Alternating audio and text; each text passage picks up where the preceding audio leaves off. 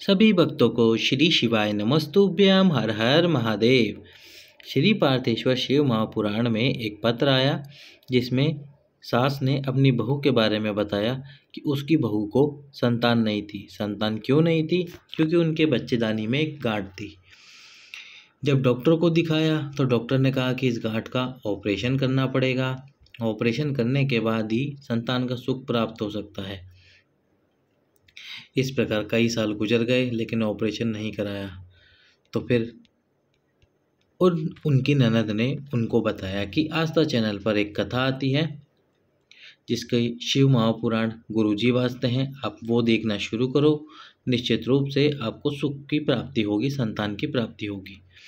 फिर उन्होंने अपनी बहू को शिव महापुराण सुनाना प्रारंभ करा और सफ़ेद आंकड़े की जड़ वाला उपाय किया, जिसमें पति पत्नी दोनों जड़ लेकर आते हैं। 21 बार तुमरुका जी का नाम लेकर जड़ को घुमाते हैं। महिला अपनी कमर में उस जड़ को बांधती है और प्रतिदिन दोनों एक पीपल का पत्ता समर्पित करके गाय के दूध में उसको उबाल कर पीते हैं। पीपल का पत्ता समर्पित करते समय अवधूतेश्वर महादेव का नाम लेते हैं। वो उपाय किया, गर्भ ठहरा, लेकिन जैसे ही गर्भ ठहरा पर उनकी बहू को फिर भी चिंता थी कि बच्चेदानी में गांठ है तो ये गर्भ सही रहेगा या नहीं रहेगा।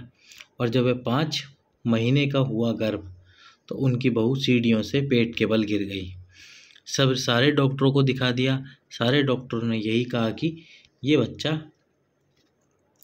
अब सही नहीं है, जीवित नहीं रहेगा, आप इसको निकलवा दो।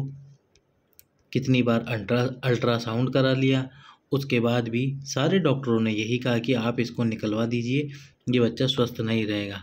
फिर उनकी बहू को सास ने एक कलश जल भगवान शंकर को चढ़ाया और वही जल अपनी बहू को लाकर पिलाया और लगातार अपनी बहू को वही जल पिलाती रही। सबने कहा था कि इस बच्चे को निकलवा दो, इसकी डिलीवरी मत कराना, ये बच्चा सही नहीं रहेगा। पर उन्होंने महादेव पर विश्वास रखा और उस बच्चे की डिलीवरी कराई और उस बच्चे की डिलीवरी कराने के बाद उसको डोग लगाने के लिए व्यासपीठ तक लेके आई।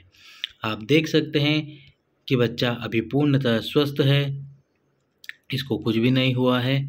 इस प्रकार उन्होंने महादेव पर विश्वास रखा और उपाय किया। आप भी विश्वास रखें और उपाय करें, आपको भी संतान की प्राप्ति जरूर होगी। सभी भक्तों को श्री शिवाय नमस्तुभ्यम।